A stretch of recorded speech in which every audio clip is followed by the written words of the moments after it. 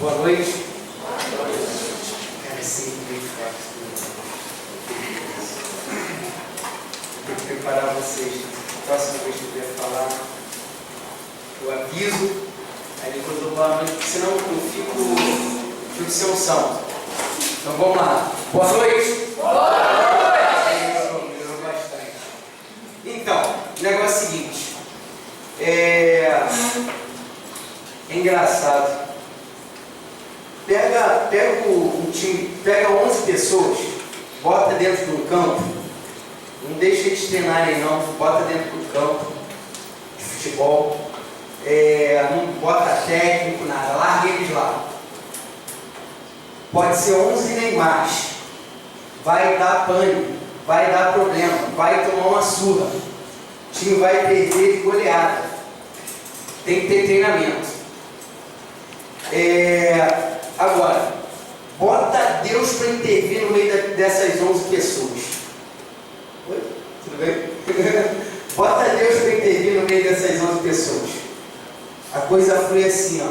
Se elas estiverem abertas ao que Deus tem para falar, igual água. Igual água. Flamengo, que tem um. Lembra aqui? Seguinte. Por que eu estou falando isso? A gente mal se comunicou hoje, né? A gente mal se comunicou, as comunicações inclusive foram truncadas, né? Mas a Bia estava preocupada aqui. Mas caramba, foi perfeito o que eu vou falar. Perfeito. Qual foi a primeira música que vocês tocaram? Eu quero ser de Deus. E você enfatizou muito na questão do experimentar. A gente cantou, eu quero ser de Deus, eu quero ser de Deus, eu quero viver esse amor. E isso é experimentar Deus. Se a gente quer realmente ser de Deus, não dá para ser de Deus de ouvir falar. Me falaram que é bom, me falaram que isso, me falaram que aquilo. Não é suficiente. Se você não experimenta, se você não busca experimentar, daqui a pouco já é. Daqui a pouco você some, você se afasta. Se você não experimentou, não saboreou, não viveu o quanto é maravilhoso estar na presença de Deus, isso daqui passa e vai embora. Depois a gente começou a falar sobre vocês cantaram sobre eu olhei para você e vi você refletindo Jesus, né? Então, neste momento, olha para mim, para de olhar para o lado, para de olhar para o outro, para de conversar, fazer que nem tinha mais de semana passada, olha para o meu rosto. Antigamente já falava, olha para o meu rostinho, filhinho. Agora olha para o meu rosto, já está mais sério. Então olha para o meu rosto. Olhei para você e vi você refletindo Jesus. Gente, quantas vezes vocês já ouviram isso? Isso é um termômetro. Quantas vezes vocês já refletiram Jesus para as pessoas que te cercam? Quantas vezes vocês já apontaram Cristo para as pessoas que te cercam? Para onde você tem apontado a sua vida inteira? Você, para as pessoas que te cercam, você aponta para Deus, para o que é bom, para o amor, ou você aponta para a perdição, para o inferno? Vamos continuar na introdução aí, nas músicas. Depois o tempo chegou, né? O tempo chegou. E o tempo chegou. E o tempo chegou porque a gente não sabe o dia de amanhã. Então, o tempo chegou porque a gente tem que viver os nossos dias aqui como se amanhã Jesus fosse voltar. Como se amanhã a gente fosse passar dessa para melhor. Porque a gente não sabe o dia de amanhã. Então o tempo chegou. E a gente até está vivendo um momento político conturbado aí, que o tempo chegou. Não é isso? Mas beleza, depois a gente conversa sobre isso. Então vamos lá. Primeira coisa que eu queria chamar a atenção de vocês é para um vício que a gente tem. Um vício de confundir quem é Deus. A gente está habituado com uma catequese que veio desde que a gente nasceu, que a gente escuta, de que Deus castiga, de que Deus pune, de que Deus se vinga, de que Deus faz guerra. E a gente está habituado a ouvir isso. Então eu vou fazer uma pergunta para vocês. Hoje, se algum amigo teu pergunta para você: quem é Deus? O que, só para pensar, tá? O que você teria para falar para Ele? Primeiro, questionamento: será que você teria alguma coisa para falar? De verdade. Imagina aquele amigo teu, aquele colega que você encontra de vez em quando, de repente ele esbarra com você e fala: cara, eu estou numa dúvida absurda, estou preocupado, estou angustiado e eu preciso de uma resposta. Quem é Deus? O que você ia falar para ele? Só pensa. O que você ia falar para ele? Será que você tem conteúdo para falar alguma coisa para ele? Essa é a primeira coisa. Talvez você tenha. Talvez você já tenha ouvido falar, talvez você venha à missa todo domingo e ouça alguma coisa. Talvez você conheça algumas palavras que são moles, pô, você joga e questiona, né? É mole também. Será que você traria alguma explicação? Ou será que você falaria de alguma coisa que é realidade na tua vida? Você traria... Porque se alguém perguntar para você quem é o seu pai, quem é sua mãe, quem é seu irmão, seu filho, sua filha, alguma pessoa próxima de você que você conviva intensamente, você vai ter o que falar, não vai? Olha para mim. Se eu sentir que eu não estou olhando para mim, eu começo a perguntar para quem está olhando. Então, a gente tem o que falar das pessoas com as quais a gente convive. Deus é uma pessoa que tem que conviver com a gente, que quer conviver com a gente. Será que a gente falaria de Deus como alguma coisa abstrata, distante? Ou a gente falaria com alguém próximo, uma pessoa próxima que caminha com a gente? Deus é difícil de definir. Aliás, Deus é impossível de definir. Porque Deus não está enquadrado dentro dos nossos esqueminhas de razão, né? Que se a gente enquadrasse, o dia que a gente conseguir explicar Deus, Ele não é mais Deus. Deus é onipotente. Deus é o Criador, né? Então, Deus está muito acima da gente. Então, a gente não consegue definir.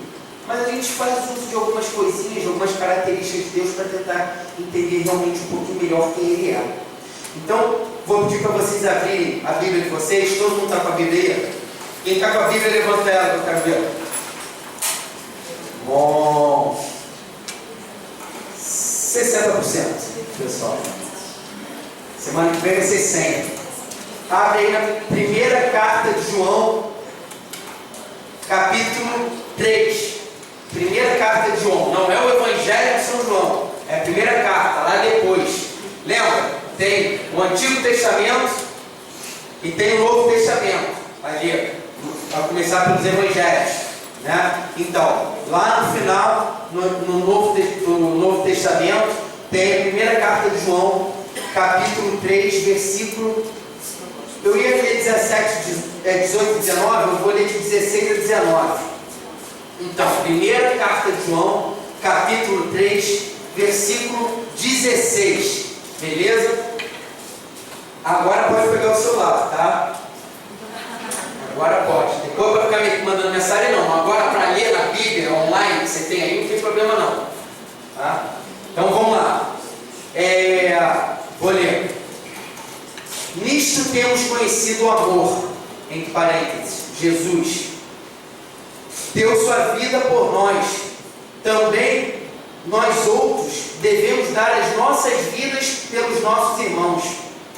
Quem possuir bens deste mundo e vir o seu irmão sofrer necessidade, mas de fechar o coração, como pode estar nele o amor de Deus? Meus filhinhos, não amemos com palavras, nem com a língua, mas por atos e em verdade. Nisso é que conheceremos se somos da verdade e tranquilizaremos a nossa consciência diante de Deus. Amém? Então vamos conversar um pouquinho sobre isso daqui.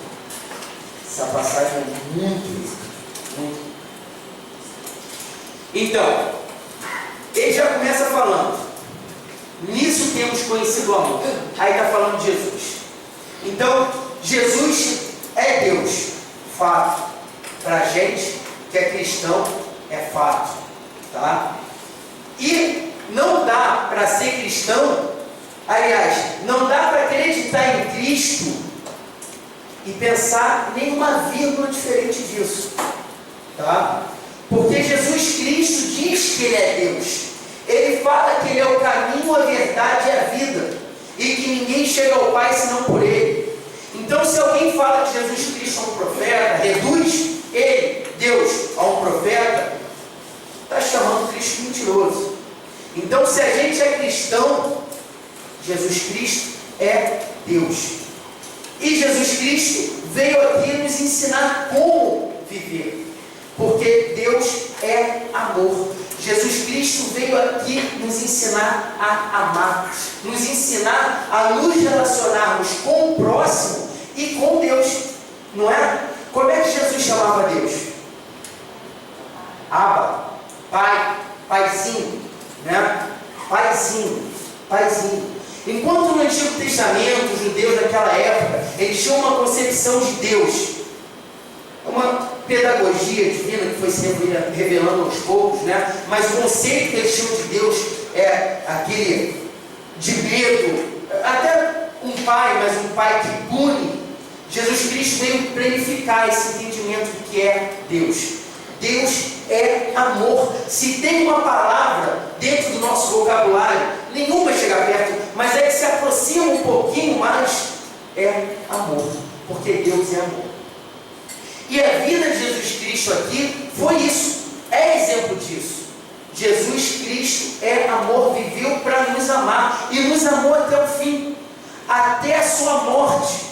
Ele morreu por nós, Ele entregou a sua vida por nós.